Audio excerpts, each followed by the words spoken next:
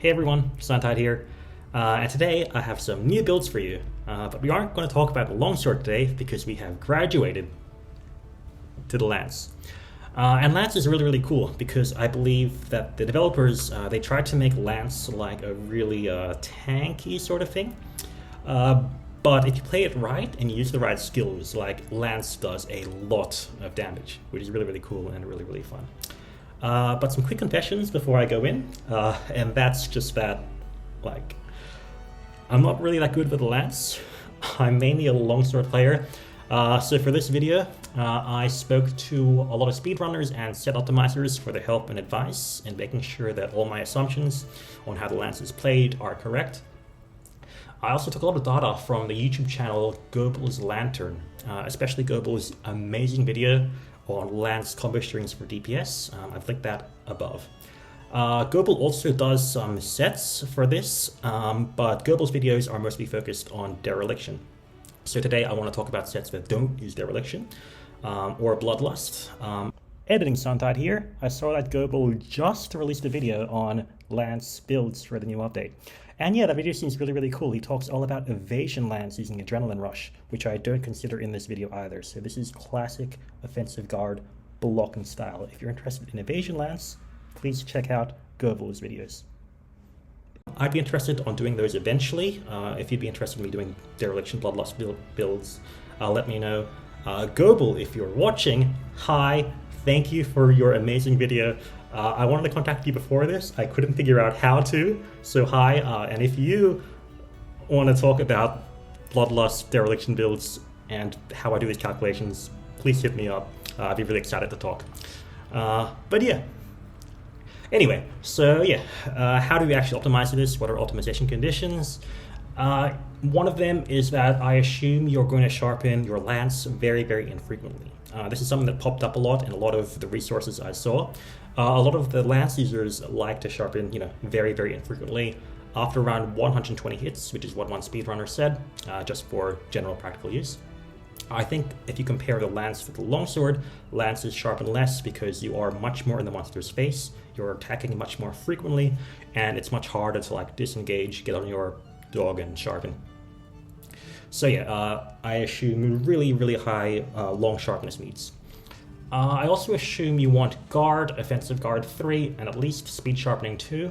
I do not assume guard up 1.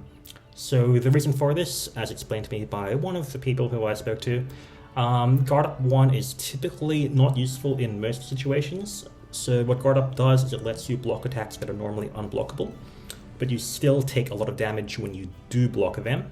So you're going to want to sheath and heal up anyway. So guard up, so blocking unblockable attacks usually isn't worth it. Sometimes it is, especially in, for example, you're fighting Somnicanth who puts you to sleep. Being able to guard the sleep is really useful, especially because you won't take damage from it. But those situations are the exception and not the rule. So in those situations, if you're fighting a monster with sleep, just slot in guard up 1. It's a 2-slot decoration. You can just take off an attack boost or something, put in guard up 1, and you're set. So yeah, use guard up 1 if you need to, but it's not going to be useful in most situations. But when it's useful, it's very useful. With regards to skills, so I assume partial uptime with some skills. For example, because lance is a counter weapon, you can't always hit the weak point you want to hit. So I put weakness exploit working at 90% of the time. Agitator I assume is going to be active around 50% of the time. And maximum might I don't count because you're going to be rolling and dashing a lot with lance. So yeah, basically once I took these assumptions, I put them in this Python script I made. And the Python script, what it does is it iterates through like a trillion sets, calculates the raw and elements for each build. I save the best around 20 cents that are all optimal for particular ratios of element and raw damage. Then I take each set and I compare it to every single monster's best hit zone. And here I present to you the lances that are optimal against at least one monster. So the general findings are this. You can see on screen a table of which longsword and sort of which lance and sort of which set is optimal against each monster. Unsurprisingly, the Valstrax lance, the Crimson Sharpwing, is by far the best general use lance. It's useful in around, it's optimal in about half the matchups, but other lances are still actually really good. So for example, the Silver Rathalos lance, the Silver Prominence, as well as the Thunder Narwhal lance, the Stab or Discharge, can both do around 20% more damage than the Crimson Sharpwing in particular matchups. So yeah, like, Elemental Lance is still very, very viable in some niche situations. Other lances can be useful in other ones. Usually you're not going to get that much, around like 5% more damage. So they're mostly going to be optional. But ultimately Crimson Sharpwing is the best, but other ones still have their use. Speaking of that, so this is that general raw Crimson Sharpwing build, which you can see on screen now. Yeah, so basically the reason why Crimson Sharpwing is so good is because it natively has 140 hits of white. So basically in Rise, white sharpness is perfectly fine. Purple sharpness is a nice bonus, but it's much more important to have high stats and white sharpness, and because white sharpness is so long in the Crimson Sharpwing, you don't need to waste skills on like Master's Touch or Protective Polish. You're able to go all out in damage, and you're able to make the Crimson Sharpwing really, really good. So in this build we use the Kaiser Crown X, the Archfiend Armor Ballo, the Sinister Grudge Gauntlets, the Squire's Belt, and the Ingod Greaves. So the Sinister Grudge Gauntlets gives us Mail of Hellfire, so you want to keep on the red scroll, which will boost your attack damage. This is one of the sets where basically if you want guard up, you can change Sinister Grudge Gauntlets for Basil Gears gloves and get guard up that way. But yeah, so this is going to be your general use raw lance. The curio upgrade for the weapon is going to be, you're going to want attack +5 and affinity +5. So we're going to use 2 slots on raw and 3 slots on affinity. And yeah, it gives you 842.7 EFR and 66.8 element, dragon element. Which is going to have a relatively minor effect, but it's still going to be a decently nice bonus. But yeah, so this is the set that's going to be useful in about half the matchups. So if you just want to make one set, like, you are not going to go wrong with this. But again, there are other niche examples, some more niche than others. So perhaps one of the more niche ones is this one, which is the exact same weapon, but with the build changed up. So this one changes the chest piece for the Silver Soul Mail, and the Silver Soul Mail gives a lot of really useful skills for boosting your element. In particular, when you now get Element Exploit, which boosts our elemental damage by around 10% if the monster is weak to an element. Long story short, the raw decreases from, 842.7 to 803.8, but our element increases from 66.8 to 99.2, so this is really only useful on heavily dragon weak monsters, and the only monster that is that dragon weak is Malzeno. And this lance gives like 1% more damage. So this is an example of like how niche some of the builds actually get. As for how I calculate the element, quickly actually. So the element damage you do depends a lot on how you play. So some attacks do a lot more raw damage than average, and some attacks do a lot more element damage than average. So it really depends on what you do. For this, I took a lot of notes from, again, Gobul's Lanterns videos and a lot of other videos of people playing Lance. So I assume an attack string of like 1 charged wide slash, 1 cross slash, a leaping thrust, and 2 triple pokes. If you use a lot of high element attacks, so like the leaping thrust or the triple poke, you're going to be doing more element damage, and if you're doing attacks like the charged wide slash, the cross slash, or the skyward thrust, you're going to be doing more raw damage than what I say. I also assume you're going to have Anchor Rage up, giving you 10% raw, and Offensive Guard giving you 15% raw.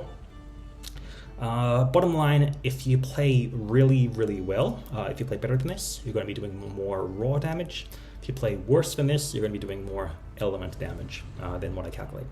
So just use that to inform you. But yeah, so with that done, we can talk about properly the actual elemental lances. And probably the best one overall is going to be the Silver Prominence, the new Silver Rathalos Fire Lance. And this one has two builds. So we have one that's really useful because it has a really high element. It has focus on high element and relatively low raw, and one that has about an average of like element and raw. So the high element one is going to be useful on the matchups you can see on screen. So Apex, Arzaros, Gossarag, and Great Baggy. Nothing really too important except for Gossarag, but this one's really good because it has like really high critical element. It also has Master's Touch. So this is what I was saying before. A lot of the lances that aren't the Valstrax lance need Master's Touch to make sure the sharpness lasts your 120 hits. In this case, you get 1 and 2 hits, which is quite nice, thanks to Master's Touch 3. But yeah, so this one is really good if against these matchups that are really, really element weak. For ones that are less element weak, so that is Almadron, Arzaros, Bareth, Bishaten, Camelius, Kezu, Lagombi, Unagaran, and Royal Ludroth. Here's this build. So yeah, this one has a bit higher raw and a bit lower element. And yeah, so this one is similar in the sense that you have a lot of those similar skills. I believe the big one is that we just get more attack boost and we change our Curio from 2 raw 3 element to 4 raw 1 element, so we get attack plus 10 now. But yeah, so this is probably the best elemental lance, so if you want to just build a second lance, this is probably the one to go. Moving on from fire to water, the best water lance is the Spiral Vortex Plus, which is the Royal Ludroth lance.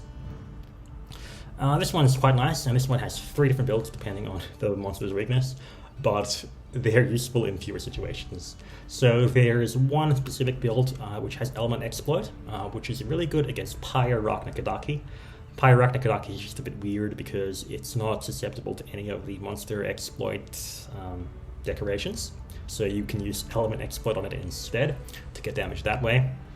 For the middle element one, this one is useful against Silver Rathalos, which makes it really, really useful and cool. So this one gets some element exploit and some critical element from Silver Soulmail, which you get from Silver Rathalos. But yeah, so this is probably the best one to still kill Silver Rathalos after the fact. It also optimal against the Volvidon. And then we have a low water element lance. So this one is useful on quite a few different enemies, but the damage increase you get is very, very minor. Like it's never more than 5% compared to the Crimson Sharpwing, the Valstrax lance. But if you do want to be optimal against these ones, use this lance. You get more sharpness thanks to Master's Touch. And yeah, I think do recall that I did talk about how if you play worse than I expect, the elemental lances are only better, and this is one case. So if you aren't very good at lance, like me, you're probably going to get more than 5% damage increase from using this lance, so it's probably worth considering.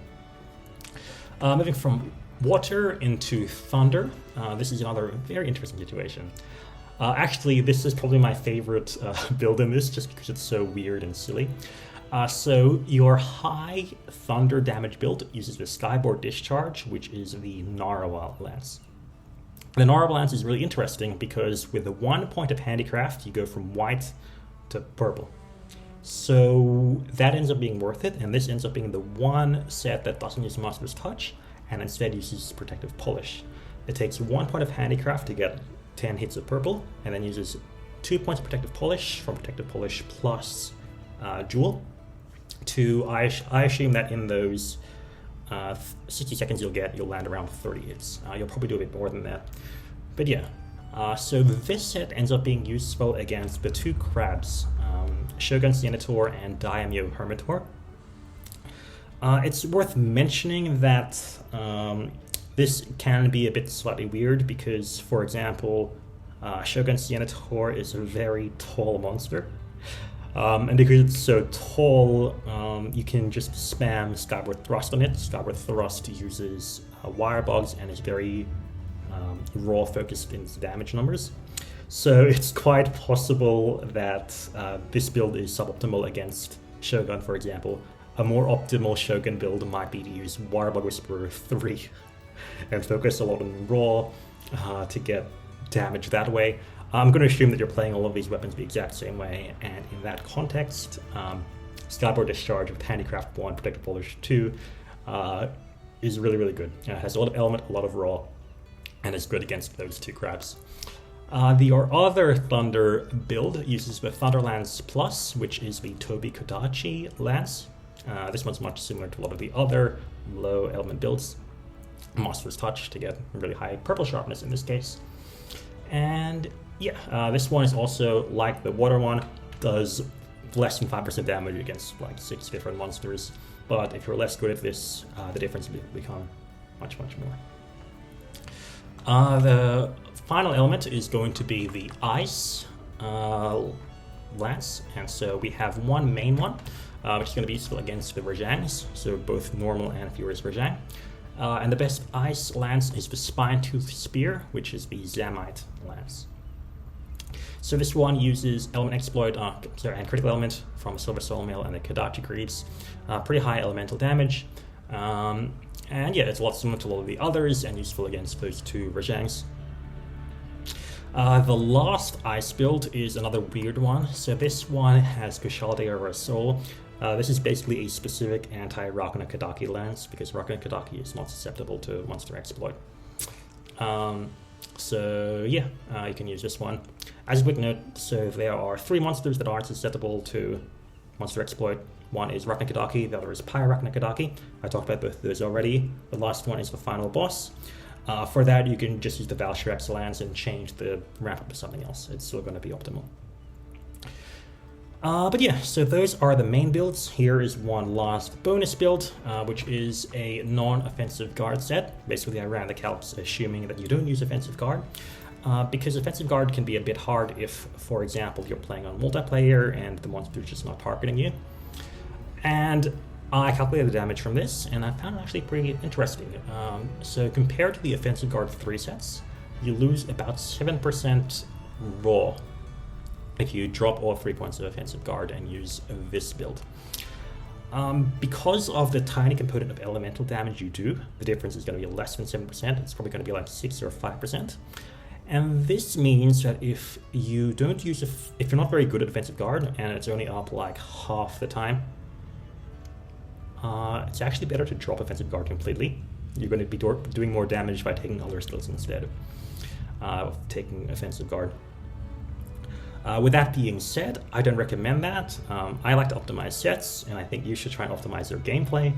And optimizing your gameplay involves being good at using offensive guard and countering, and if you do that, offensive guard is going to be really, really good. So this set exists, but I wouldn't recommend you use this unless you're in multiplayer and just chilling around. But if you want to be really good, I suggest you get good at offensive guard and get really good at guarding.